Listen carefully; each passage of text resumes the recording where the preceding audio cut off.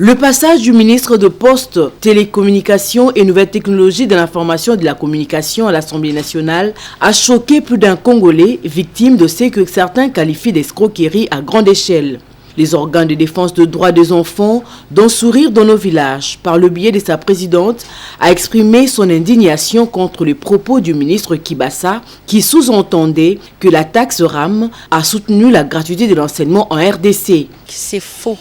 Parce que si la taxe finançait la gratuité, nos enfants auront même des écoles, nos enfants auront même des bancs, nos enfants étudieront dans des bonnes conditions. Dernièrement, nous étions vers les Bas-Congo. Il faut voir comment est-ce que les écoles sont à Lambeau.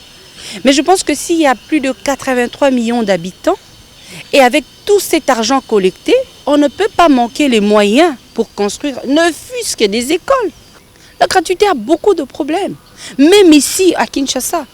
Et d'ailleurs, même j'ai comme l'impression même que les lundis, il n'y aura peut-être pas rentrée scolaire.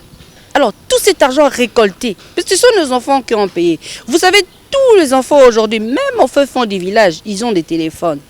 C'est-à-dire que tout enfant qui a les téléphones paye ces taxes-là. Alors, dites-moi, il y a combien des gens, l'effectif est de combien? Alors, si nos enfants payent ces taxes RAM, par ignorant, ils payent ça.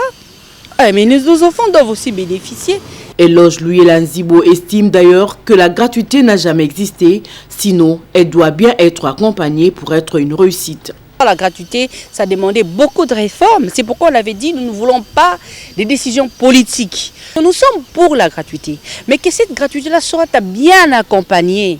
Quand toutes les mesures qu'on va prendre encadrent bien cette gratuité.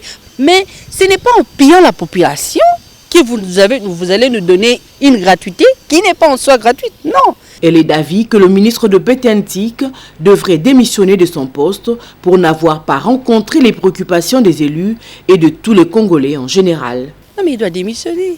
Et nous étions là avec tous les organismes des jeunes et tout. Je suis en train de saluer notre très cher Joël Lamika, un ami qui est très motivé. On était là à l'Assemblée, il n'est pas venu. Donc, c'est-à-dire que ça prouve déjà qu'il n'a pas de réponse à donner à la population.